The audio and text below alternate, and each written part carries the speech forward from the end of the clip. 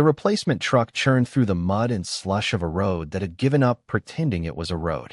It was just a brown scar gouged between endless rows of pine trees, each one heavy with snow like a silent, white-robed monk. Inside the canvas-covered back, we huddled together, a miserable collection of 10 men who'd been a platoon of 30 just a week ago. The cold was a physical thing, a presence that gnawed at your bones and made the steel of your rifle feel like a block of ice. We weren't talking. There was nothing left to say. We'd said it all in the woods around St. Vith, said it with blood and brass and frozen prayers. Now we just sat, the silence broken only by the grinding of the truck's engine and the chattering of some poor bastard's teeth. I was Sergeant Frank Miller, and this sorry lot was what was left of my 3rd Platoon, Baker Company. They called me Sarge, because creativity dies fast in a war. The truck lurched to a halt, the brakes groaning in protest. The canvas flap at the back was thrown open, letting in a blast of frigid air and the tired face of a lieutenant who looked barely old enough to shave. "Miller," he barked, his breath a plume of white smoke. "Got one for you." He stepped aside, and the boy climbed in. That was the only word for him, a boy. He couldn't have been more than 18, maybe 19. He was tall and gangly, with a long neck and big hands that seemed disconnected from his wrists. But it wasn't his youth that made every veteran in that truck stare. It was his uniform. It was clean. Not just relatively clean, but factory clean. The olive drab wool was crisp, the creases still sharp. His boots, though caked in the fresh mud he'd just walked through to get to the truck, were unscuffed beneath the grime. He was a pristine doll dropped into a pigsty, and he reeked of stateside training grounds and warm barracks. He was an F&G, a fucking new guy, and in the Ardennes in the winter of 1944, that was practically a death sentence. He clutched his M1 Garand like it was a holy relic, his knuckles white. His eyes were wide, darting from one haggard face to the next, searching for a hint of welcome that he was never going to find. The men just stared back, their eyes hollow and old. They looked through him, not at him. A new guy was a ghost. He was a name you didn't bother to learn because you'd just have to write it in a letter to his mother next week. He was a walking reminder of your own mortality, of the fresh bodies they kept throwing into the meat grinder to replace the ones that had been used up. "Find a spot, kid," I grunted, not bothering to make eye contact. My voice sounded like gravel grinding together. The boy, startled that someone had actually spoken to him, stumbled forward as the truck lurched back into motion. He tripped over Corporal Riley's outstretched legs, Riley being a man from Chicago who moved with the quiet economy of a cat and never gave an inch of ground he didn't have to. The boy yelped, a pathetic little sound, and went down in a heap of flailing limbs. His rifle, his brand-new, unscratched M1 Garand, flew from his grasp and clattered onto the steel floor of the truck bed with a sound that made every one of us flinch. For a moment, there was absolute silence, thicker than the frozen air. You don't drop your rifle. You just don't. Your rifle is your wife, your mother, your only God. You sleep with it, you eat with it, you shit with it.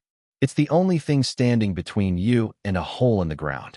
Dropping it was more than just a mistake. It was a sacrilege. It was a sign of profound disrespect for the laws of our universe. The kid scrambled to pick it up, his face burning a bright, painful red. He checked it over, his hands trembling, looking for any damage. He looked up at me, his mouth opening and closing like a fish, trying to form an apology. I just shook my head, a slow, deliberate motion. "Don't talk," I said, my voice dangerously low. "Just don't." He snapped his mouth shut and crawled to an empty spot in the corner, pulling his knees up to his chest and hugging his weapon like a lost child. He spent the rest of the ride staring at the floorboards, trying to make himself invisible. It was almost working. For the rest of us, he was already gone. He was a burden, a liability. He was the reason one of us would have to stick our neck out. He was the weak link in the chain, and the Germans were hammering at every single link. We were being moved up to a new sector, a quiet sector, they said. Quiet was a word that command used when they didn't know what the hell was going on. In the Ardennes, quiet meant the Germans were gathering. It meant they were watching you from the dark woods, their breath misting in the cold, just like yours. It meant they were zeroing in their mortars while you were trying to heat up a can of sea rations with a Zippo. There were no quiet sectors. The whole damn forest was holding its breath, waiting for the killing to start again. General Bradley might have been the GI's general, moving us around on his big maps, but down here, we were just pawns in a game being played by a ghost named von Rundstedt. The old Prussian bastard had thrown everything he had at us, and the woods were crawling with his finest. The truck finally stopped in a clearing that was indistinguishable from 1,000 other clearings. We piled out, our bones aching from the cold and the vibration. The air was still and heavy. The snow on the ground muffled all sound, creating a dead, waiting silence. "All right, listen up," a fresh-faced lieutenant, a different one from the depot, shouted, trying to sound authoritative. "We're taking over this section of the line from Dog Company. They're pulling back for a rest. Standard 2-hour watches. Dig in deep. We expect enemy patrols to be active after dark." He said it all by the book, like he was reading from a field manual. He didn't seem to notice the way the trees watched us, the way the silence felt wrong. The new kid, the clean one, stood a little apart from the rest of the group, looking lost. He shifted his weight from foot to foot, his gear, also brand new, creaking and rattling with every movement. A canteen sloshed. A buckle jangled against his entrenching tool. He was a walking symphony of noise in a world where silence meant life. I walked over to him, my boots making no sound on the packed snow. "What's your name, soldier?" I asked, my voice flat. "Coleman, Sergeant," he stammered, snapping to a clumsy version of attention. "Arthur Coleman." "Coleman," I repeated, tasting the name. It sounded soft. "Where you from, Coleman?" "Columbus, Ohio, Sergeant." "What did you do in Columbus, Ohio, before Uncle Sam decided you looked good in green?" He hesitated for a second. I was a sign painter, Sergeant, for a department store." I stared at him. A sign painter. They had sent me a goddamn sign painter. I had men who were mechanics, farmers, coal miners, men who knew how to work with their hands, how to fix things and how to break them. And command sent me a kid who painted letters on windows. I felt a surge of cold, black anger. It was a familiar feeling.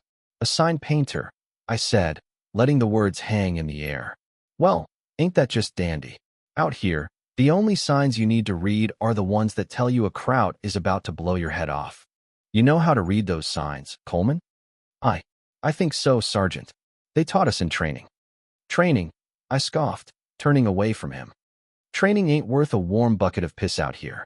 I motioned to a spot a few yards away, under the dark boughs of a massive fir tree. "That's your spot. I want a foxhole deep enough to bury a horse. And I want it dug before the sun goes down. You understand?" "Yes, Sergeant. Get to it."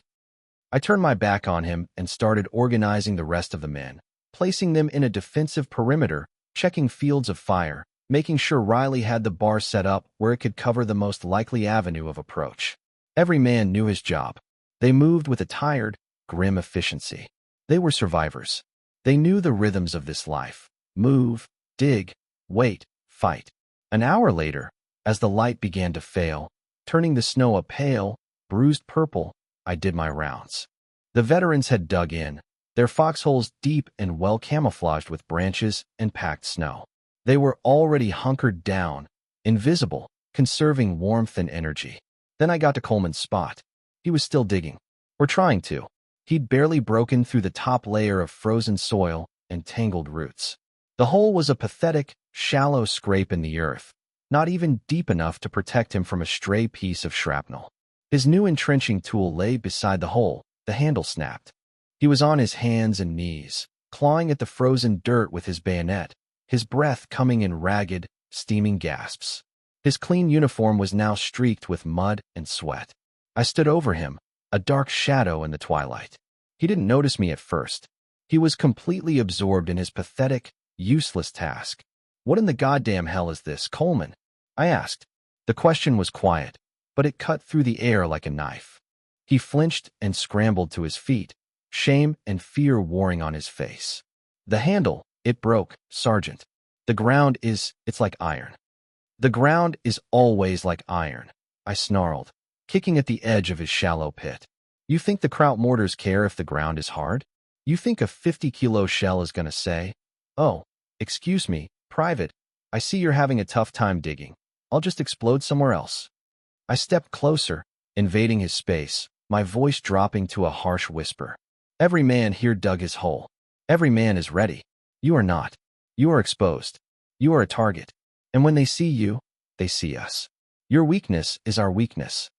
I saw tears welling in his eyes, freezing on his eyelashes. It was pitiful. I'm trying, Sergeant. I really am. Try harder, I said, turning my back on him in disgust. Or don't. I don't care. But the first shell that comes in, it's got your name on it. I walked away, leaving him standing there in the deepening gloom. Riley, watching from his position a few yards away, just shook his head.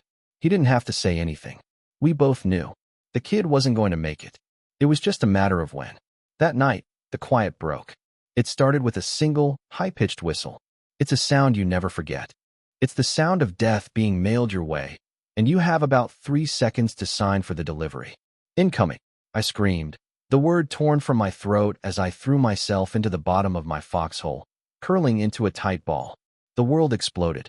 The ground bucked and shuddered like a living thing being torn apart. Fountains of dirt, snow, and steel erupted from the forest floor. The noise was indescribable, a physical force that crushed your eardrums and vibrated through your bones. It wasn't just loud, it was everything. It consumed the world. In the brief, terrifying silence between explosions, you could hear the shrapnel slicing through the air, zipping and whining past your head, and the soft, wet thud as it hit trees, or worse, as it hit men. This was what the Germans called softening up. It was designed to do 2 things: kill you, and for those it didn't kill, it was meant to make you insane with terror, to shatter your nerve so that when their infantry came, you'd be a trembling wreck. I pressed my face into the frozen mud, counting, praying, trying to control my breathing. 1 explosion, 2, 3, they were walking the barrage right across our position. This wasn't just a random harassment. They knew exactly where we were. The shelling went on for an eternity that was probably only 5 minutes. Then, as suddenly as it had started, it stopped. The silence that rushed in was deafening, ringing in my ears. It was a predatory silence, the kind that comes just before the attack. Sound off, I yelled, my voice hoarse. One by one, the voices came back from the darkness. Riley, okay. Martinez here. Kowski, I'm good, Sarge. The voices were shaky, but they were there. All of them. Except one. Coleman. I shouted. Coleman, sound off, goddammit. Silence. A cold dread, colder than the air, settled in my stomach. I'd seen it a dozen times. A man freezes. He doesn't get down. He stands there, a deer in the headlights, and the world just erases him. The kid was a liability, and he'd just cashed in his ticket. Coleman. I yelled again, crawling to the edge of my foxhole and peering into the darkness. The landscape was a mess of fresh craters and splintered trees. The air was thick with the smell of cordite and churned earth. And then I saw him. He was standing, right out in the open, not 10 yards from where his pathetic excuse for a foxhole had been. He was just standing there, stock still, his rifle held loosely at his side.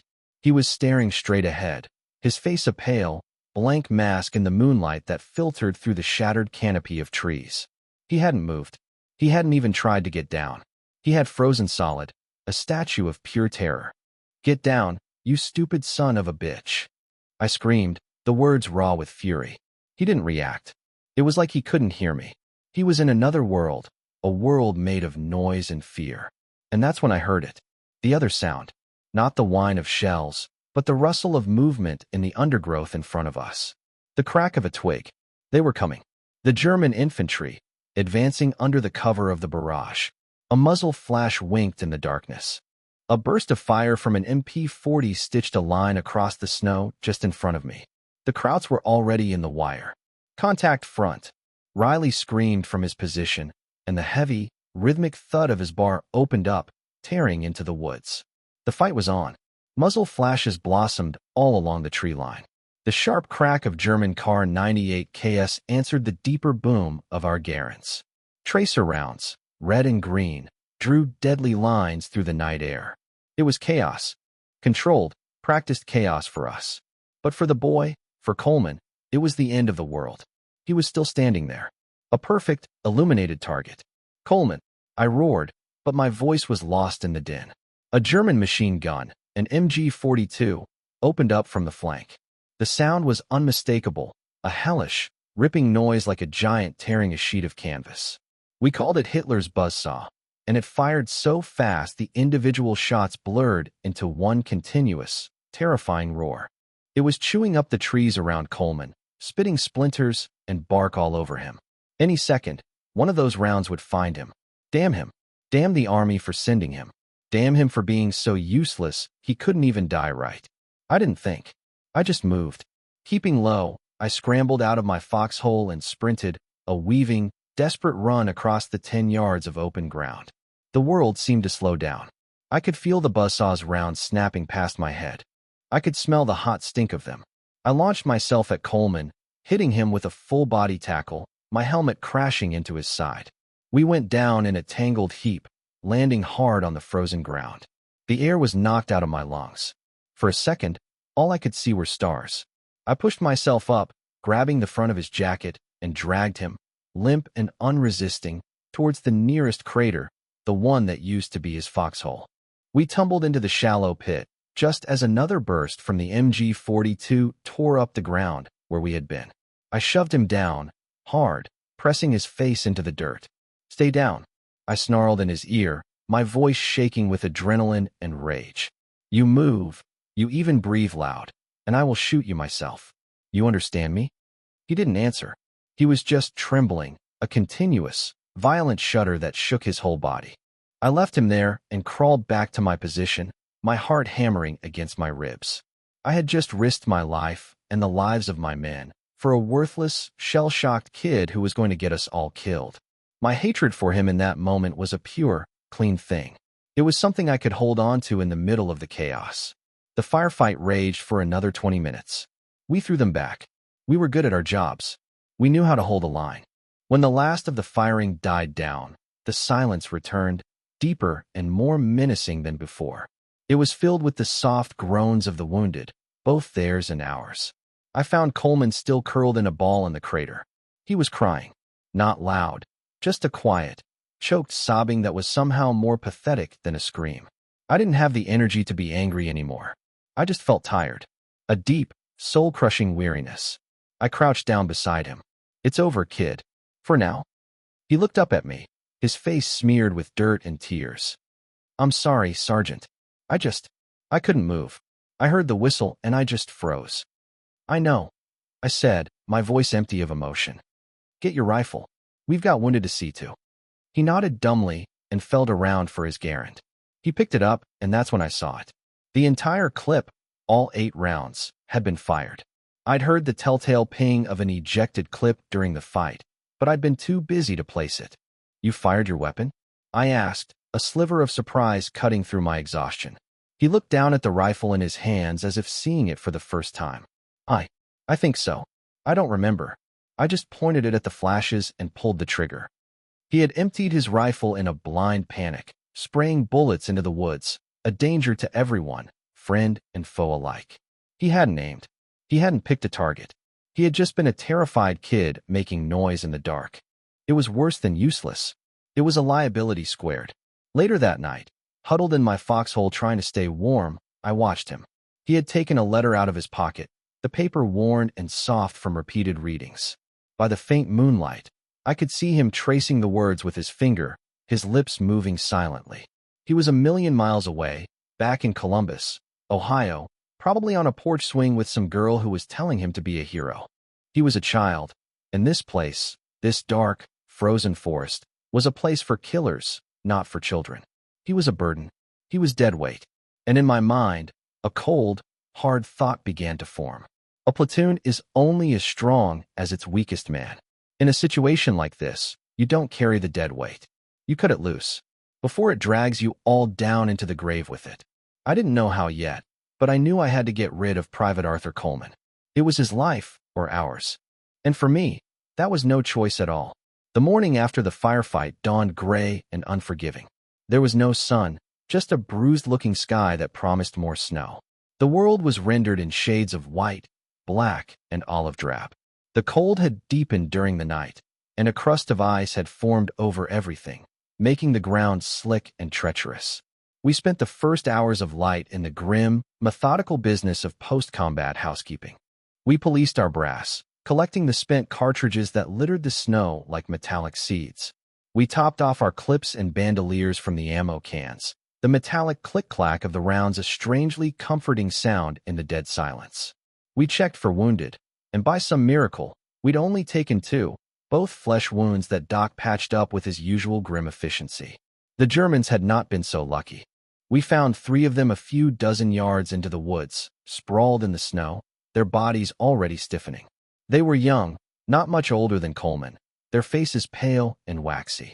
No one said a word. We took their potato masher grenades and any extra ammunition they had, and left them for the Graves registration crews. War turns you into a ghoul, a scavenger. Through it all, Coleman was a ghost among us. He moved with a hesitant, twitchy energy, desperate to help, to be useful, but managing only to get in the way. He tried to help Martinez reinforce his foxhole, but he kept dropping the logs. He offered Riley a piece of his de-rationed chocolate, and Riley just stared at him with dead eyes until the kid shuffled away, the offering still in his outstretched hand. He was an outcast, branded by the universal sin of freezing under fire. The men didn't hate him. Hate required energy, and we had none to spare. They simply ignored him, erecting an invisible wall of silence and contempt around him. He didn't exist.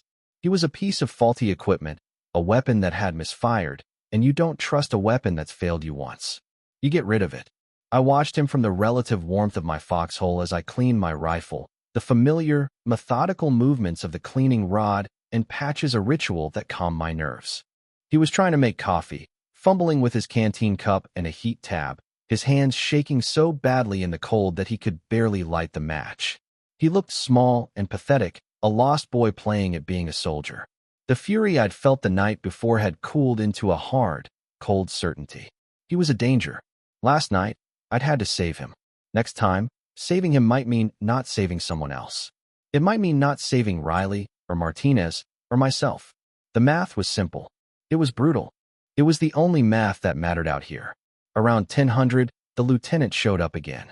His name was Peters, and he was fresh from the States, full of academy confidence and tactical diagrams that had no bearing on the reality of fighting in a frozen forest against men who had been doing this for 5 years. He carried a map case and an air of unearned authority. "Miller," he said, squatting next to my position, his clean uniform a fresh offense to my eyes. "Got a new tasking from battalion." He unrolled the map, and the other non-coms, Riley and Sergeant Kowski, gathered around. The map was a mess of contour lines and grease pencil markings. Peters pointed a gloved finger at a spot a few miles east of our current position. "This is our objective," he announced. "It's a crossroads. Designated Objective Sparrow. There's a stone farmhouse here that overlooks the junction. Intel says it's a key logistical node for the Krauts in this sector. They're funneling supplies and reinforcements through it. Command wants it taken. We're to seize the farmhouse and hold the crossroads until armor can relieve us." I stared at the map. It was a classic setup. A single, heavily defended strongpoint at the intersection of 2 miserable, muddy tracks through the woods. Taking it would be hell. Holding it, with Jerry knowing exactly where we were, would be worse. It was a suicide mission, dressed up in tactical language. "What's Intel's estimate on enemy strength, Lieutenant?" Kowski asked, his voice rough. Kowski was a Pennsylvania coal miner who'd been with the platoon since Normandy. He was built like a bunker and had a face that looked like it had been carved from granite. "Minimal," Peters said, a little too quickly. "Probably a platoon of Volksgrenadiers. Second-rate troops. Old men and boys. Nothing we can't handle." I almost laughed out loud. Minimal. Volksgrenadiers. I'd seen what those old men and boys could do with a Panzerfaust and a machine gun. They were defending their home soil, and they fought like cornered rats. And the idea that it was just Volksgrenadiers was a fairy tale officers told themselves. The SS were everywhere in these woods. The 1st SS Panzer, Leibstandard, was prowling these forests, and those bastards were anything but second-rate. They were the devil's own choir boys. "And our support?" I asked, my voice flat. "Artillery is on call, but they're stretched thin supporting the push south," Peters said, avoiding my gaze. "And there's a Sherman tank, call sign Bulldog, supposed to meet us at the rally point and provide fire support for the final assault. 1 tank, 1 Sherman, the Ronsenleiter, against whatever they had hidden around that farmhouse. Probably a Pak 40 anti-tank gun or 2. dug in, and perfectly camouflaged. That tank wouldn't last 5 minutes. The plan was a joke. It was a neatly typed-up death warrant signed by some major in a warm tent miles from the front, a man who thought this war was about moving pins on a map. I looked at Riley, at Kowski. I saw the same knowledge in their eyes. We were being sent to get chewed up. Somewhere, Eisenhower was planning the big picture, but we were the little pieces that got sacrificed along the way. And then I saw him. Coleman. He was standing at the edge of the group, listening, his face pale with a new kind of fear. The fear of knowing what was coming. He was trying to look like one of the men, but his terror was a palpable thing, a stench of sweat and panic that the cold couldn't hide. And that's when the idea, born the night before, took full and final shape in my mind. It was cold and sharp and perfect. It was a way to solve my problem, a way to cut the deadweight loose. The lieutenant finished his briefing, all pep talk and bullshit about duty and honor. We move out in 30. Any questions? The men were silent. What was there to ask? How to die bravely. As the others dispersed to get their gear ready, I held back. Lieutenant, a word? Peters looked at me, a flicker of annoyance in his eyes. He didn't like being questioned. That western ridge, I said, pointing to a long, wooded spine that ran parallel to our planned route of attack. It overlooks our entire approach. If the Krauts have an observation post up there, they'll see us coming from a mile away. They'll have mortars zeroed in on us before we even get close to the farmhouse. Peters frowned at his map. Intel didn't report any activity on that ridge. With all due respect, Lieutenant, I said, my voice dripping with false deference. Intel also said this was a quiet sector yesterday. That ridge is the high ground. If I was the Kraut commander, I'd have a man up there with a radio and a pair of binoculars. It's what I'd do. He chewed his lip. He was new, and he was insecure. The worst combination. He knew I had more combat experience in my little finger than he had in his whole body, and it ate at him. So what are you suggesting, Sergeant? This was it. The moment. I let my eyes drift over my platoon. I saw Kowski quietly checking the action on his Thompson. I saw Martinez, our scout, cleaning the lens of his binoculars, his movements precise and economical. I saw Riley coughing, a deep, wet rattle in his chest that had been getting worse for weeks. These were my men. They were tired, they were worn down, but they were soldiers. They deserved a fighting chance. Then, I looked over at Coleman. He was struggling with the straps on his pack, his fingers clumsy and numb with cold. He was the weak link, the loose cog in the machine. I turned back to the lieutenant. We can't spare a fire team to clear that whole ridge, sir. It would take too long and split our forces. But one man could get up there quietly. Set up an OP. Be our eyes. Give us early warning if we're walking into a trap. And he could string some comm wire as he goes. That way he can report back without using a radio and giving away his position. Peters nodded slowly, the logic of it appealing to his textbook mind. That makes sense. A flank security element. Good thinking, Sergeant. Who do you have in mind? I paused, letting the silence hang for a beat. I looked directly at Coleman, who flinched as my gaze fell on him. The new man, sir, I said. Private Coleman. He's fresh, full of energy. It's the perfect job for a new replacement. Let him get his feet wet on a simple observation mission. Keep him out of the main assault until he's more seasoned. I could feel Riley and Kowski watching me. I didn't look at them. I knew what they were thinking. The ridge was a death trap. A lone man, sent into the woods, with no support. If the Germans were up there, they would find him. If he got lost, he would freeze to death. He would have to move slow and quiet, all alone in a forest that was crawling with the enemy. It wasn't a mission, it was a disposal. I was sentencing him to death, or at least giving him every opportunity to get himself killed, far away from the rest of us where his panic couldn't spread. The lieutenant, clueless, thought it was a brilliant piece of man management. Excellent, Miller. Very sound. A good way to blood the new man. He turned and bellowed. Coleman, front and center. Coleman stumbled over, his eyes wide with a mixture of fear and a pathetic, hopeful eagerness. He thought he was being singled out for a real job. Private, Peters said, puffing out his chest. Sergeant Miller has a special assignment for you. I took over. My voice was flat, devoid of all emotion. Coleman, you see that ridge to the west? I pointed through the trees. I want you to get to the top of it. You will move parallel to the platoon's advance. Your job is to be our eyes and ears on that flank. You will report any and all enemy movement. You will not, under any circumstances, engage the enemy. You are to observe and report only. Is that clear? Yes, Sergeant, he whispered, his voice cracking. I turned to one of the supply men.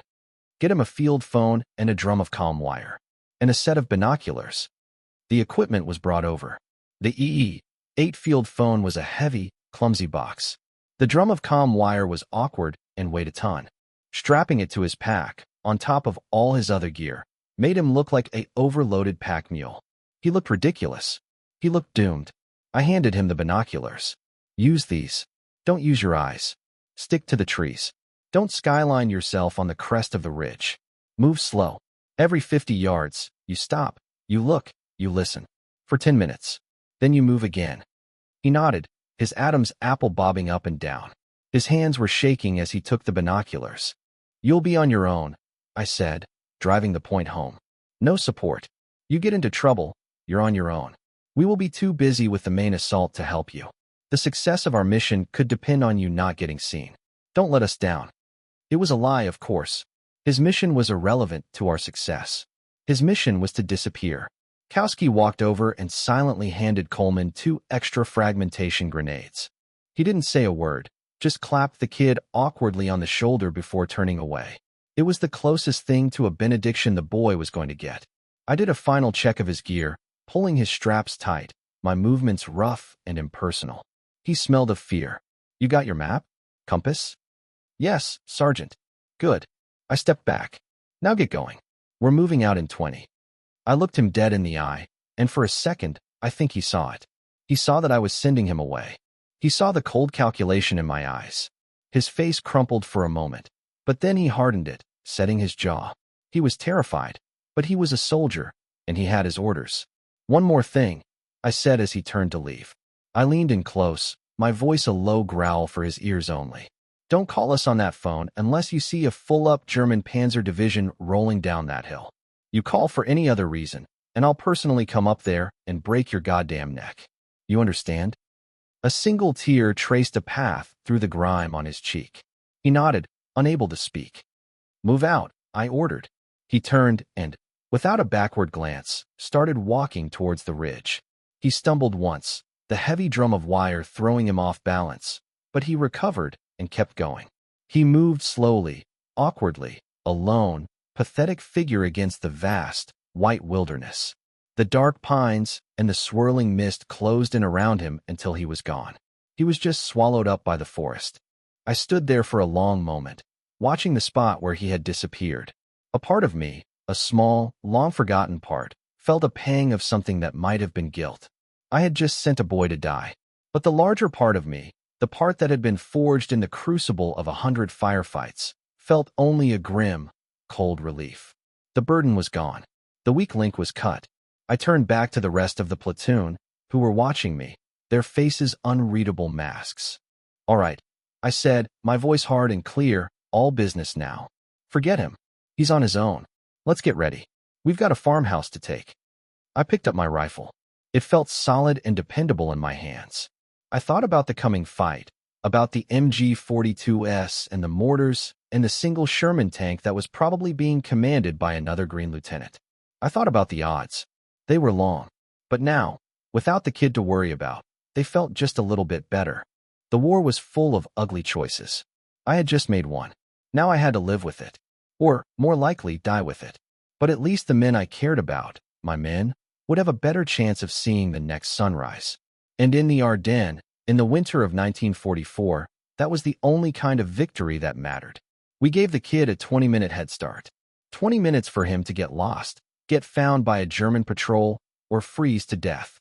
In my mind, he was already a ghost, a problem I had solved with a map and a lie. I felt no guilt. Guilt was a luxury, a peacetime emotion. Out here, there was only a grim calculus of survival. I had removed a negative from the equation. Now, we had to solve for X, where X was staying alive until sundown. All right, saddle up. I barked, the sound swallowed by the thick, sound-dampening blanket of snow and trees. We're moving. The men got to their feet, a collective groan of stiff joints and cold muscles. They moved with the familiar economy of veterans, checking their gear, shifting the weight of their packs, their faces grim and set. There was no chatter, no gallows humor. We all knew what was waiting for us at the end of this walk. We had an appointment with whatever the Germans had cooked up at Objective Sparrow, and the Krauts were notoriously punctual. The march was a special kind of quiet hell. We moved in a staggered column, 10 yards between each man, rifles at the low ready. The snow was knee-deep in places, and every step was a conscious effort, lifting your boot high and planting it in the sucking, frozen powder. My lungs burned with the effort, the frigid air feeling like I was inhaling microscopic shards of glass. The only sounds were the rhythmic crunch of our own boots, the muffled jingle of gear, and the occasional, rasping cough from Riley. His chest sounded like a bag of wet gravel, and I made a mental note to get him to the aid station if we ever saw an aid station again. The forest itself was the enemy. Every tree was identical to the last, a silent, snow-shrouded sentinel. The canopy was so thick that it created a perpetual twilight, a gray, featureless gloom that played tricks on the eyes. A fallen log could look like a prone machine gunner. A shadow between two pines could be an ambush. Your mind starts to fill in the blanks, and every blank is filled with death. You learn to trust your gut, and my gut was screaming at me that this whole thing stank. It felt like the Hurtgen Forest all over again, a place where whole divisions had been bled white for a few meaningless yards of shattered trees. This was a German forest, and it did not want us here. After what felt like an eternity, we reached the rally point, a small, barely discernible clearing where another muddy track intersected our own. And there, waiting for us, was our support. One Sherman M4 tank, its long 75mm gun pointing accusingly at the sky. It was painted a drab olive green, but the winter had added its own camouflage of mud and ice. On the side of the turret, in sloppy white paint, were the words Bulldog. The engine was idling, a deep, guttural rumble that was both comforting and terrifyingly loud. It was a big, noisy target. The tank commander was perched in the open hatch, a young sergeant with a cocky grin and a fresh face that hadn't yet been worn down by the war. He wore a leather tanker's helmet and chewed on a cold cigar stub. "Baker 3rd Platoon?" He yelled over the engine noise as we approached. "Sergeant Wallace, you boys the welcoming committee?" "Something like that," I grunted, walking up to the side of the metal beast. The heat from its engine was a small blessing. "I'm Sergeant Miller. You got the plan?" "Seize a farmhouse, kill some Krauts, be home in time for Christmas," he said with a wink. "Piece of cake. My girl Bulldog here's got a real hankering for some sauerkraut." I looked at his tank. It was an early model, with thin armor and a gun that we all knew would bounce shells off the front of a German Panther or Tiger like rubber balls. We called them Ronsons, after the lighter company, because they lit up on the first strike. This kid's confidence was born of ignorance. He hadn't seen what a German 88 could do to one of these things. He hadn't had to listen to the screams of a crew being burned alive inside a steel coffin. "Just keep your head on a swivel, Wallace," I said, my voice flatter than I intended. "This ain't no cakewalk." His grin faltered for a second. He saw something in my eyes, and he didn't like it. "Yeah, well, you grunts just point me at the bad guys. Me and Bulldog will do the rest." Lieutenant Peters came striding up, all fresh-faced importance, and began coordinating the final approach with Wallace. I left them to it. Officers talking to other officers was a language I didn't need to understand. I gathered my men. "All right, listen up," I said in a low voice. "We're going in. Martinez, you're on point. Kowski, you and your fire team on the left flank. Riley, you and the bar stay with me in the center. We move up with the tank. Use it for cover, but don't bunch up. If that thing gets hit, you don't want to be anywhere near it. Stay spread out. Watch the tree lines. Watch the windows of that farmhouse. Watch everything." The men nodded. They knew the drill. We were a machine, each part with its function. It was the only thing that had kept us alive this long. The advance began. The Sherman lurched forward, its tracks churning the snow and mud into a brown soup, the roar of its engine shattering the forest silence. We moved with it, ghosts of olive drab flitting between the trees, using the tank's bulk as a moving shield. The crossroads was about 200 yards ahead, through a thinning section of woods. We could see it now, a bleak, open space dominated by a 2-story stone farmhouse with a slate roof. It looked dark and quiet. No lights in the windows. No smoke from the chimney. It looked abandoned. My stomach tightened into a cold, hard knot. This was wrong. This was all wrong. If the Germans were using this as a supply hub, there should be activity. Trucks. Sentries. Something. The silence was a lie. It was the hell breath before the scream. Something's not right, Sarge, Riley muttered beside me, coughing into his fist. It's too quiet. Like that time outside St. Lo. I know. I breathed, my eyes scanning every dark window, every shadow. Keep your head down. We reached the edge of the woods, about 100 yards from the house. Lieutenant Peters, crouched behind the tank, gave the signal to halt. He was studying the farmhouse through his binoculars. Looks clear, he said, his voice tight with excitement. He thought he was about to become a hero. No sign of activity. They must have pulled out. Sir, I said, crawling up next to him. Permission to send Martinez up for a closer look. It feels like a trap. Nonsense, Sergeant. Peters snapped, his confidence bolstered by the silence. We have the element of surprise. We're going to hit them hard and fast. Wallace, move forward and put a couple of rounds through the front door. We'll follow right behind. You got it, Lieutenant. Wallace's voice crackled over the tank's external speaker. Time to knock. This was it. The moment where a bad decision crystallizes into a disaster. I wanted to scream at him, to tell him he was getting us all killed, but it was too late. He was the officer. It was his order to give. Mine was just to follow it, and to try and keep my men alive despite him. The Sherman roared to life, lurching out of the tree line and into the open ground of the crossroads. Its turret began to traverse, zeroing in on the farmhouse. We followed, spreading out, our hearts pounding in our chests, every nerve ending screaming. The snow-covered ground felt like 1,000,000 miles of open space. We were naked. We were exposed. The tank stopped. The main gun boomed, a deafening concussion that kicked up a cloud of snow. The high explosive shell screamed across the short distance and struck the front of the farmhouse, blowing the heavy oak door into splinters. For a heartbeat, there was silence. Peters raised his hand, about to give the order to charge, and then the world tore itself open. It didn't come from the farmhouse. It came from the woods to our right, from a position we hadn't even seen. It was a sound I knew in my bones, a sound that haunted my dreams. The sharp, vicious crack boom of a German anti-tank gun. A Pak-40. It was the sound of a giant whip cracking, followed instantly by the roar of the shell. I saw the tracer, a streak of angry red light, slam into the side of the Sherman's turret. The shell hit with a clang of tortured metal that was so loud it felt like it had rung a bell inside my skull. It didn't penetrate, but it didn't have to. The tank shuddered. They're over there. Wallace's voice, now high with panic, squawked over the speaker. The turret started to swing around towards the source of the shot. It was too slow. The German gun crew was professional. The second crack boom came just seconds after the first. This time, the shot was perfect. It hit the Sherman low on the hull, right where the ammunition was stored. The result was instantaneous and horrific. There was a dull humph, and the entire tank seemed to swell for a second. Then it erupted.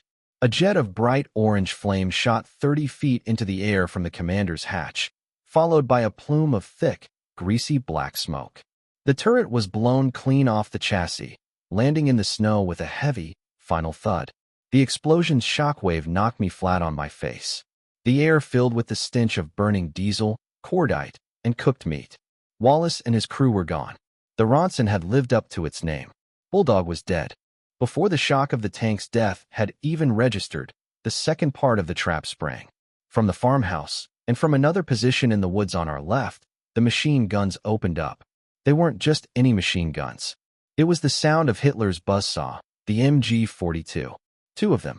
Their combined rate of fire was insane, a continuous, deafening roar that ripped the air apart. They had us in a perfect crossfire. Bullets snapped over our heads, kicking up geysers of snow and dirt, thudding into the trees behind us, tearing through the air with a noise like ripping fabric. Get down. Spread out. I screamed, my voice barely audible over the hurricane of noise. The world devolved into pure, primal chaos. We were pinned, caught in the open. The shallow ditch at the side of the road was our only cover, and it wasn't much. We dove for it, pressing ourselves into the frozen mud and slush, trying to make ourselves as small as possible. Kowski's fire team, on the left flank, was caught in the worst of it. The MG-42 in the woods had a clear line of fire on them. I saw 2 of his men go down in a spray of red on the white snow, their bodies jerking as the stream of bullets tore them apart. "DOC!" Someone screamed, but it was useless. Doc, our medic, was already crawling towards them, his aid bag in hand, staying impossibly low.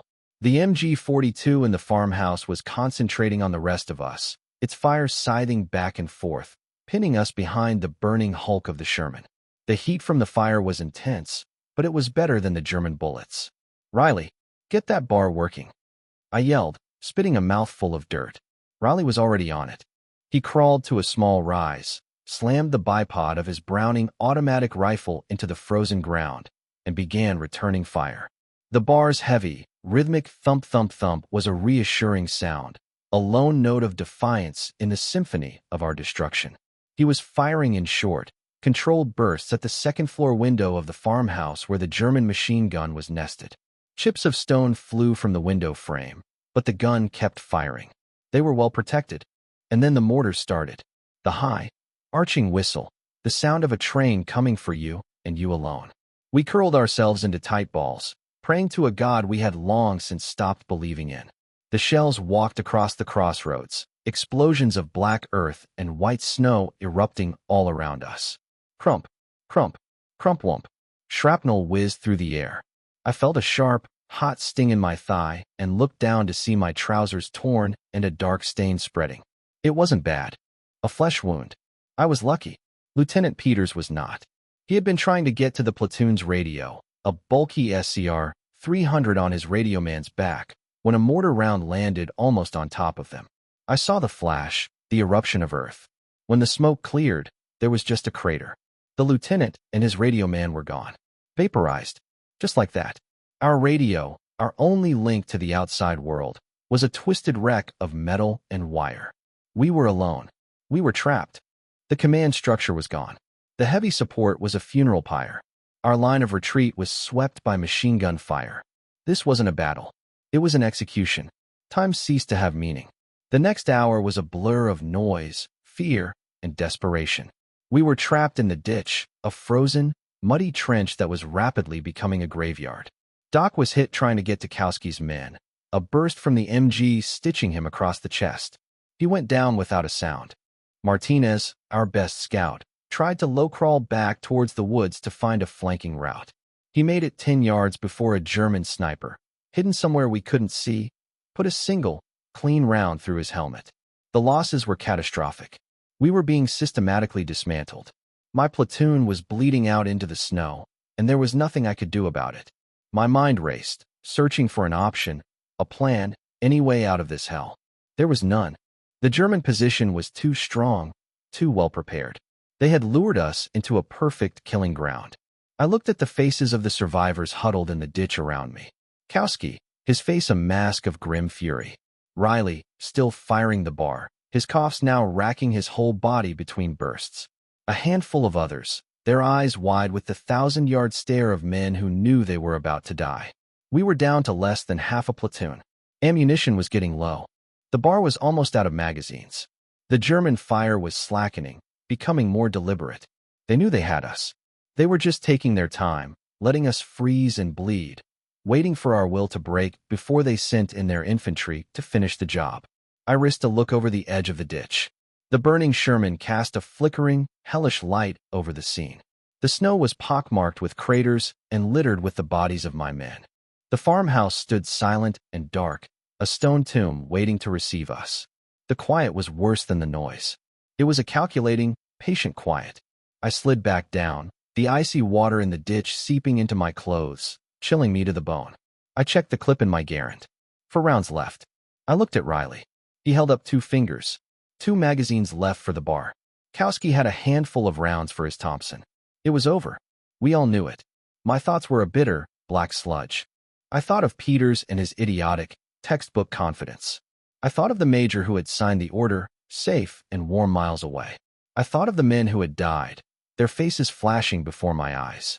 Martinez, document, good men. All gone for a nameless crossroads in a frozen forest. I cursed them all. I cursed the army. I cursed the war. I cursed myself for leading them into this. I found myself thinking of the kid, Coleman. The thought was fleeting, a piece of irrelevant debris floating in the wreckage of my mind. He was dead, of course. Long dead. Probably stumbled into a German patrol an hour ago. Or maybe he just sat down in the snow and gave up. It didn't matter. He was gone. His fate was sealed the moment he stepped into that truck, clean and naive. He was no part of this final, bloody chapter. We had forgotten him. In the roar of the battle and the immediacy of our own deaths, Private Arthur Coleman, the sign painter from Ohio, had ceased to exist. He was a ghost long before he was even a memory. The Germans were starting to move. I could hear their commands, guttural shouts in the twilight. They were forming up for the final assault. I looked at Kowski, at Riley. I didn't need to say anything. We raised our rifles. There would be no surrender. We would sell our lives for the highest possible price. I settled the stock of my M1 into my shoulder, found a target in the deepening shadows, and prepared to die. This was the end. There was a strange clarity in the thought, a calm that settled deep in the pit of my stomach. Death had been a constant, stalking shadow for months, a peripheral figure in the corner of my eye. Now, it had finally stepped out of the shadows and was walking toward me across a field of snow. I was done running. I was done being scared. All that was left was the doing of it. The dying. I pressed the cold stock of my M1 Garand into the hollow of my shoulder. The scarred and battered wood felt like an old friend's hand. 4 rounds left. For chances to take one of them with me. Beside me, Kowski had his Thompson submachine gun resting on the frozen lip of the ditch, its short, brutal snout pointed into the gloom. He was humming, a low, tuneless sound deep in his chest. It was a sound he made when things were either very good or very, very bad. Across from me, Riley was braced against the embankment, the heavy bar in his arms. He was sighting down the barrel, his breathing a shallow, ragged wheeze between coughs. His fight was with the Germans and with his own failing lungs. I knew which would win first. The air was thick with the smell of the burning Sherman. The greasy, black smoke billowed into the gray sky, a funeral pyre for a tank crew I'd known for all of 5 minutes. Their cocky sergeant, Wallace, was now just a part of the stench. The flickering orange light from the flames cast long, dancing shadows across the snow, making the world a stage for our final act. I could see them now, ghosts in gray-green greatcoats, moving through the trees at the edge of the crossroads. They weren't rushing. They were confident. They were professionals, moving from cover to cover, their forms materializing out of the twilight. I could hear the voice of their NCO, a sharp, guttural bark, organizing the assault squad. He was pointing, directing his men, getting them online to sweep our position and finish us off. He was good. He was calm. He was the architect of our death. I centered my front sight post on his chest. It was a long shot, maybe 75 yards, in failing light. But my M1 was zeroed, and I knew how to hold my breath. I let half of it out, my world shrinking until it was nothing but the front sight, the rear aperture, and the dark shape of the German sergeant. My finger tightened on the trigger, taking up the slack. Just a little more. And then it happened. It was not the thunderous boom of my own rifle. It was a sound that was completely, utterly out of place. It was the sharp, distinctive crack of a single M1 Garand, but it came from the wrong direction. It came from somewhere far away, behind the Germans, up on the wooded ridge to the west. My ridge. For a split second, my brain refused to process it. It was an anomaly, a phantom sound, a trick of the echoes in the frozen woods. But the result was no phantom. The German NCO, the man in my sights, suddenly stiffened. His head snapped back as if pulled by an invisible wire. His helmet flew off, and he crumpled to the ground, a limp, discarded puppet. He didn't make a sound. Silence. A profound, ringing silence descended on the battlefield. The German soldiers froze, their advance faltering. They looked at their fallen leader, then looked at us in the ditch, their expressions a mixture of shock and confusion. They were expecting us to be the ones firing. But we hadn't. I hadn't fired. Kowski hadn't. Riley hadn't. My finger was still on the trigger, the pressure half applied. I slowly eased it off. My mind was a whirlwind of questions. What the hell was that? Sarge, Kowski whispered, his voice a low growl of disbelief. Did you? Wasn't me. I breathed, not taking my eyes off the German line. Stay down. The Germans were now shouting to each other, their voices laced with confusion and alarm. A few of them fired blindly in our direction, but their hearts weren't in it. They were spooked. They had seen their leader drop from a shot that had come from nowhere, from a ghost. Then it happened again. Crack. The same sharp, clean report from the ridge. Another German, one who had been trying to take command, spun around and fell, clutching his chest. He writhed in the snow for a moment, and then was still. This was no accident. This was no stray round. This was deliberate. This was a shooter. A damn good one. He was hitting them from their rear, from the high ground. He was a phantom, an invisible hand striking them down. The Germans' discipline broke. Their planned, methodical assault dissolved into panicked chaos. They were no longer looking at us. They were turning, frantically scanning the dark, snow-laden woods behind them, the very woods from which we had just come. They were shouting, pointing, firing wild bursts from their MP-40s and rifles into the trees. They were shooting at shadows. They were terrified. A slow, impossible thought began to dawn in my mind, a flicker of hope so audacious I barely dared to acknowledge it. We were not alone. What in the hell is going on? Riley rasped, coughing. Is that another company? Did they send reinforcements? No, I said, my mind racing, trying to piece it together. The radio's gone. No one knows we're here. No one's coming. I looked towards the western ridge, the one I had dismissed as irrelevant, the one I had sent the kid to. My brain refused to make the connection. It couldn't be him. The shooter was too good, too calm. The shots were perfectly placed, methodical. One shot, one kill. That wasn't the work of a panicked sign painter from Ohio. That was the work of a professional, a hunter. It had to be a lost patrol from another unit. Maybe a scout team from the 101st Airborne, cut off and operating behind the lines. It had to be. The German machine gun in the woods, the one that had cut down Kowski's team, suddenly roared back to life. But it wasn't firing at us. The gunner had swiveled his MG-42 around and was hosing down the ridge, sending a stream of tracers into the trees, trying to suppress the phantom that was picking them apart. The sound of the buzzsaw was just as terrifying, but for the first time, it wasn't aimed at me. It was a strange, liberating feeling. We were still pinned down by the second MG-42 in the farmhouse, but the pressure was halved. The initiative, which the Germans had held in a death grip for the past hour, was beginning to slip. I watched, mesmerized, as the German gunner in the woods continued to spray the ridge. He was wasting a prodigious amount of ammunition, firing at a ghost he couldn't see. And then I saw it. A small, dark object, arcing high through the twilight air, tumbling end over end. It came from the ridge, a perfect, high lob. It looked like a thrown rock. It disappeared into the trees right where the MG-42 was firing from. I held my breath. 1 second. 2 seconds. Crump. The explosion was not loud, but it was decisive. It was the distinct, contained blast of a fragmentation grenade. The MG-42 stopped firing. Just like that. The roar was replaced by a sudden, shocking silence from that flank. A single, thin scream echoed from the woods, and then it too was cut off. I stared dumbfounded. He had not only outshot them, he had outmaneuvered them. He had crept close enough, under the cover of their own fire, to drop a grenade right into their laps. That wasn't just good shooting. That was skill. That was courage. That was the work of a ghost who knew exactly what he was doing. Jesus Christ. Kowski breathed beside me, his knuckles white on the grip of his Thompson. Who is this guy? I don't know, I said, a slow grin spreading across my face. It was the first time I had smiled in what felt like a year. But I like his style. The destruction of the machine gun nest threw the remaining Germans on that flank into a full-blown panic. They broke.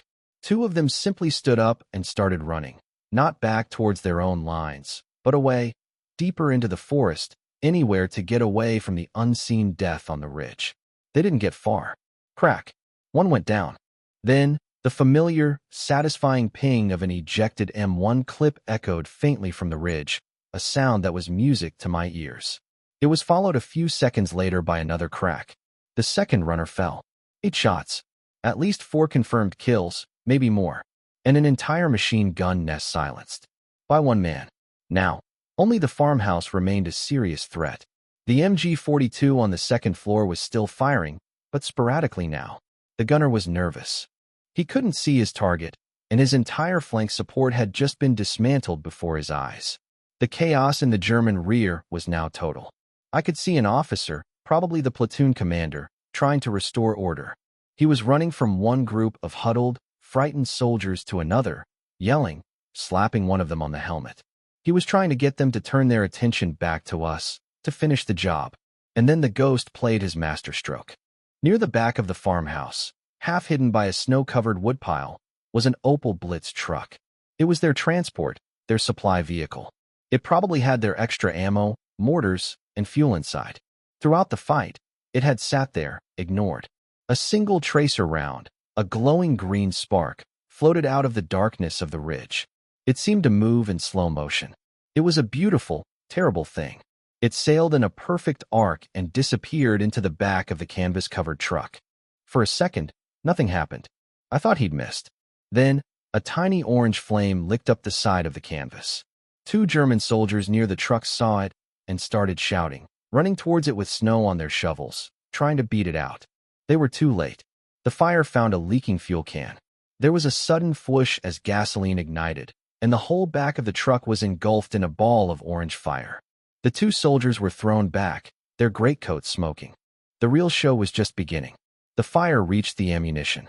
The truck erupted in a titanic explosion that dwarfed the death of the Sherman. A massive fireball lit up the entire crossroads, turning night into a momentary, hellish day. The concussion slammed into our ditch, a solid wall of pressure that stole the air from my lungs. The sound was a physical blow, a deafening roar that shook the very earth. A wave of heat washed over us. Secondary explosions started immediately, a cascade of detonations as mortar rounds and boxes of small arms ammunition cooked off. It was a 4th of July fireworks show from hell.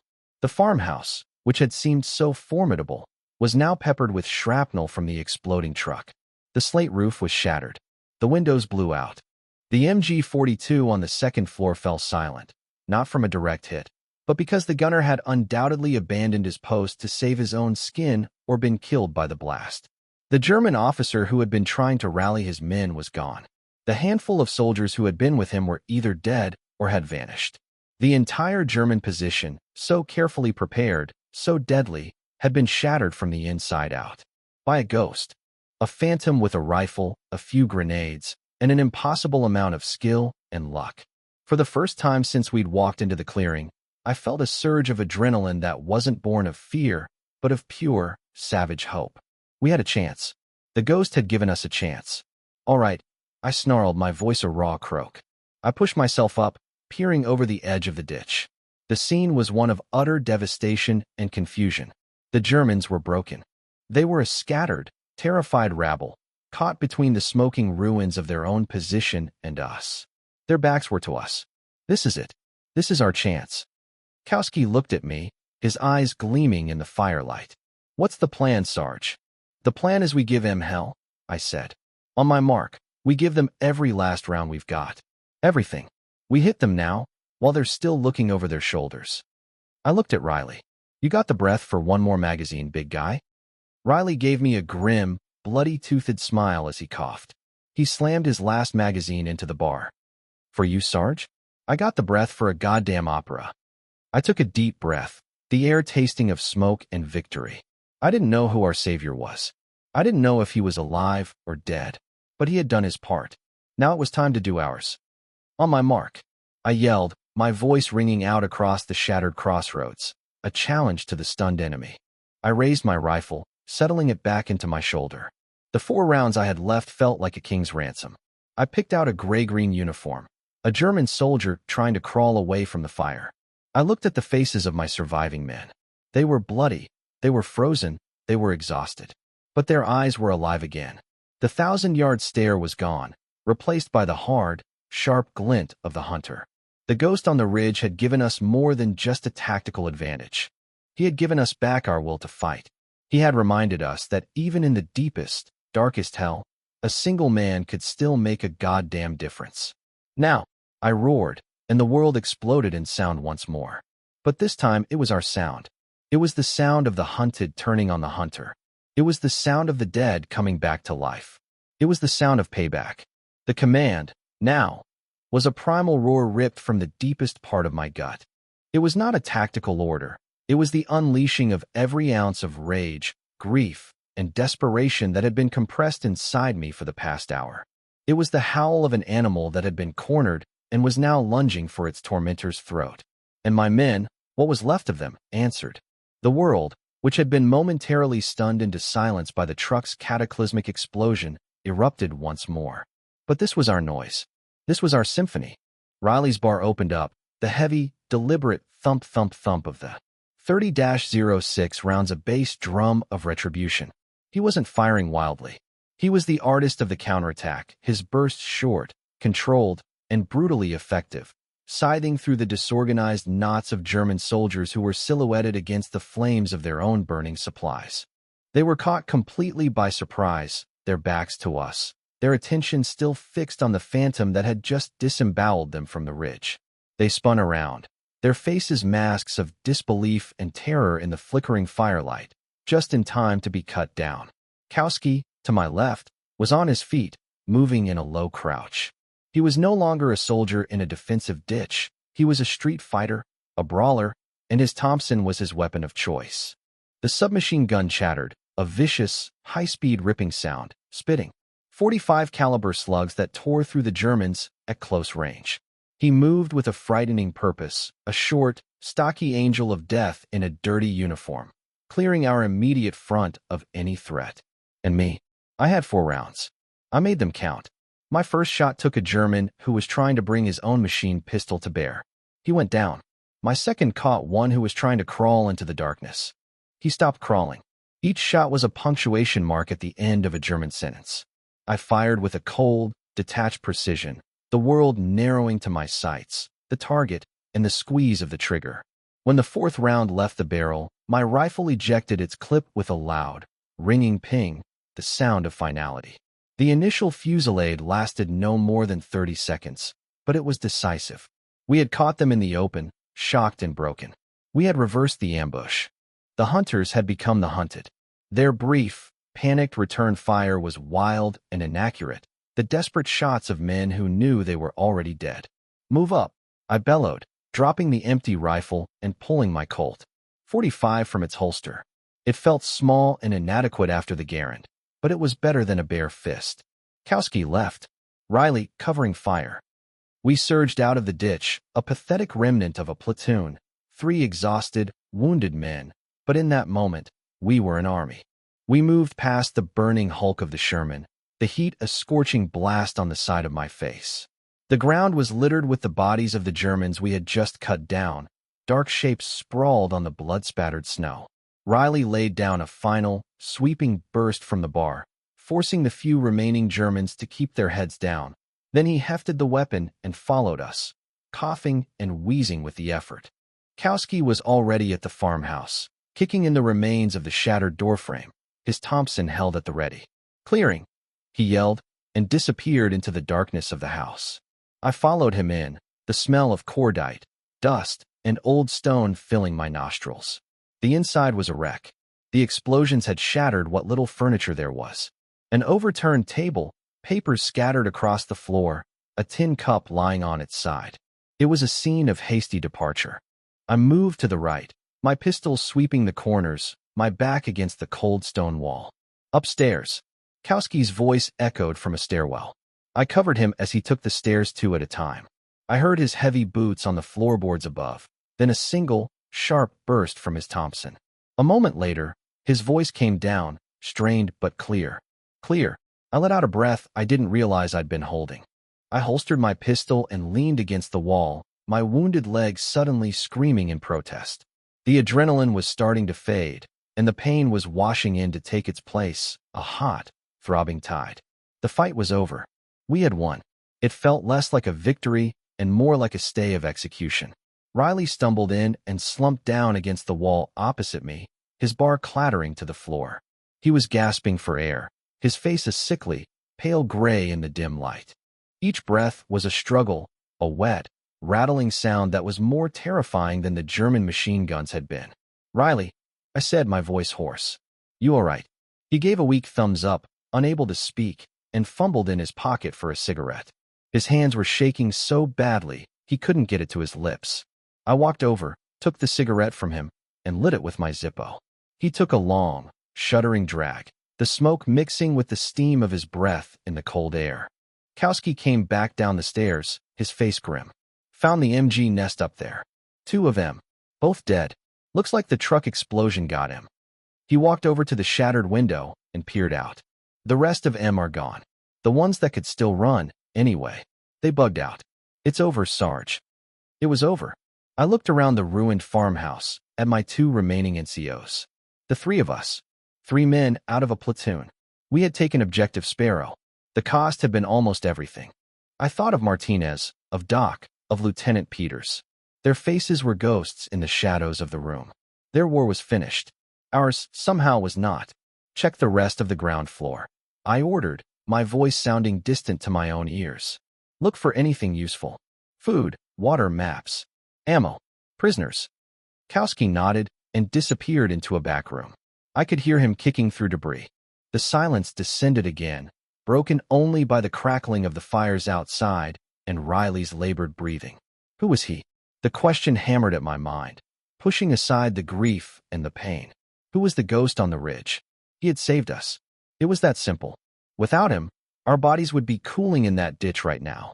His shooting was an act of God, a miracle in the middle of a massacre. But I didn't believe in miracles. I believed in soldiers. Someone had been up on that ridge. Someone with the skill of a sniper and the balls of a bomb disposal expert. Sarge, Kowski called from the back. You gotta see this. I pushed myself off the wall and limped into what must have been the kitchen. There were 2 German soldiers there. One was dead, slumped over a table with a neat hole in his back. The other was alive. He was a boy, no older than 16, with blonde hair and terrified blue eyes. He was from the Hitlerjugend, a child in an oversized uniform, clutching a wound in his arm. He was crying silently, tears tracking clean paths through the grime on his cheeks. He was babbling in German, words of fear and surrender. Kowski had his Thompson leveled at the boy's chest. What should I do with him, Sarge? His voice was cold. After seeing what had happened to his men in the crossfire, he was in no mood for mercy. I looked at the boy. He was the enemy. He would have killed us without a second thought 10 minutes ago. But now he was just a scared kid. I was so tired of killing. So damn tired. Tie him up, I said, and see if you can find a bandage for his arm. He's a prisoner. Kowski looked at me, a flicker of something, disappointment, maybe, in his eyes. But he nodded and did as he was told, roughly pulling the kid's hands behind his back. I limped back into the main room and looked out the window. The crossroads was a scene from a nightmare. The 2 burning vehicles cast a lurid, flickering glow on the snow, which was churned into a brown and red slush. The bodies of the dead, both ours and theirs, lay scattered like broken dolls. A light snow had begun to fall, soft, silent flakes that were already beginning to cover the carnage, a white shroud for the dead. And then I saw him. A figure, a single, dark silhouette, was moving down the slope of the western ridge. He was moving slowly, cautiously, but with a steady purpose. He was not a German. The shape was all wrong. He carried an American rifle. Kowski, I said, my voice low and urgent. Get over here. We've got a visitor. Kowski was by my side in an instant, his Thompson at the ready. Riley, seeing the tension, struggled to his feet, grabbing his bar. We stood together at the window, 3 survivors, watching the lone figure approach. Was it the ghost? Or was it the point man for a German counterattack, a wolf in sheep's clothing? In the Ardennes, you trusted nothing. He moved into the circle of firelight, and my breath caught in my throat. It was impossible. It couldn't be. But it was. It was the kid. It was Coleman. He was not the same boy I had sent up that ridge. The clean, crisp uniform was torn and filthy, smeared with dirt and pine needles, and what looked like blood. There was a long, deep scratch down one side of his face. His helmet was gone, lost somewhere in the woods. But it was his eyes that were the most changed. The wide, terrified look of a lost child was gone. In its place was a look of profound, soul-deep exhaustion, but also a hard, focused intensity one had never seen before. He had been through the fire, and it had not consumed him. It had forged him. He walked across the churned-up crossroads, his steps measured and sure. He didn't look at the German dead. He didn't look at the burning wreckage. He walked past the bodies of his fallen comrades without flinching. He walked straight towards the farmhouse, his M1 Garand held at the low ready, his eyes fixed on us in the window. We lowered our weapons. Kowski let out a low whistle of pure, unadulterated disbelief. "I'll be a son of a bitch," he whispered. "It's the kid." Coleman stopped a few feet from the doorway and looked up at me. He was waiting for permission to enter. He was still the rookie, still following protocol. "Get in here, Coleman," I said, my voice rougher than I intended. He stepped inside, bringing a gust of cold, snow-filled air with him. He blinked in the dim light, his eyes adjusting. He looked at me, at Kowski, at Riley. He saw we were all that was left. His face registered a flicker of pain, of understanding. He saw the state we were in, wounded and shattered. He brought his rifle to a formal port arms. He looked me straight in the eye. His voice was steady, without a trace of the stammer he'd had before. It was a new voice, a soldier's voice. "The ridge is clear, Sergeant," he reported, as if he were just returning from a routine patrol. "There was a German observation post. 2 men. I took care of them. Then the attack started. I had a clear view of their entire position from above. I just stared at him, my mind struggling to reconcile the boy I had sent to die with the man standing before me. The man who had single-handedly saved us. That shooting," I started, my own voice failing me. "That was you?" "Yes, Sergeant," he said simply. They were all bunched up. The NCOs were easy to spot. They were giving orders. "And the machine gun, the grenade." He nodded. "They were focused on you. It was easy to get close. I just did what they taught us in training, Sergeant. Use the terrain. Find the key targets. Flank the automatic weapons." It was an explanation so simple, so logical, that it was utterly insane. He made it sound like a textbook exercise. "The truck," Kowski said, his voice full of awe. "Did you blow up the damn truck?" "I saw it was full of ammunition cans," Coleman said. "And fuel. I used a tracer round. I figured it would cause a distraction." A distraction. He called that apocalyptic explosion a distraction. I looked at him, really looked at him. I saw the way he stood, the way he held his weapon, the way he looked at the world through those new, old eyes. And I finally understood.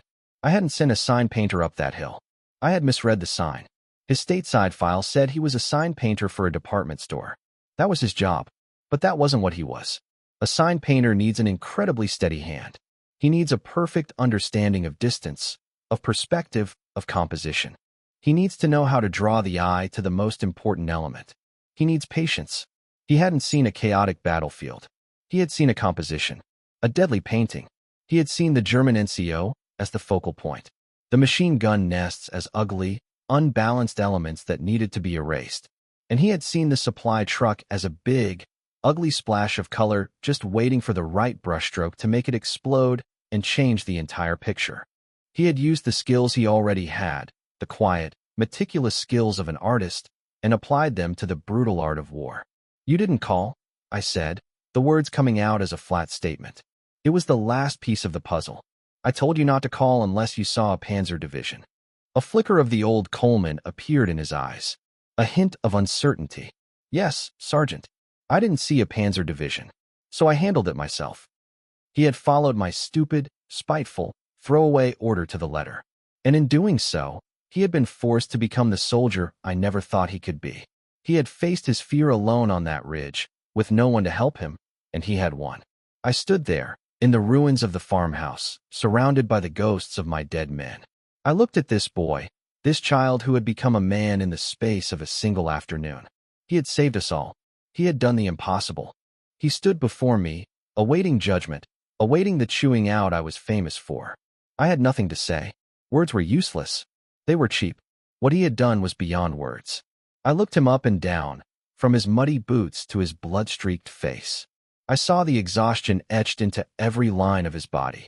I saw the profound weight of what he had done settling onto his young shoulders. He wasn't a hero from a storybook. He was just a soldier who had done his job. A soldier who had survived. He was one of us now.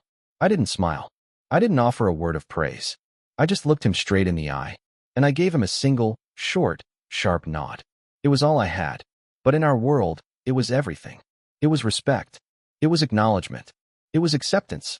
I saw his shoulders relax just a fraction. He had been seen. He had been recognized. Later, after we had found a half-full bottle of German schnapps and were huddled around a small fire Kowski had managed to build in the farmhouse fireplace, the silence was thick but comfortable. We had tended to our wounded as best we could. Riley's breathing was a little easier. My leg was tightly bandaged.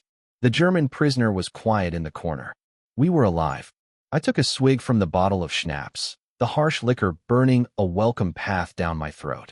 Then, without a word, I held the bottle out to Coleman. He looked at me, surprised, then at the bottle. He hesitated for a moment. Then he took it, his hand brushing mine. He wiped the top with his sleeve, just as he would have seen a veteran do, and took a drink, his sharp gasp for breath telling me it was probably his first taste of hard liquor. He passed the bottle back. Our eyes met over the small fire. In that moment, something shifted forever. He was no longer the burden. He was no longer the F&G. He was Private Coleman, 3rd Platoon, Baker Company. And I knew, with a certainty that settled deep in my bones, that I would follow him into hell.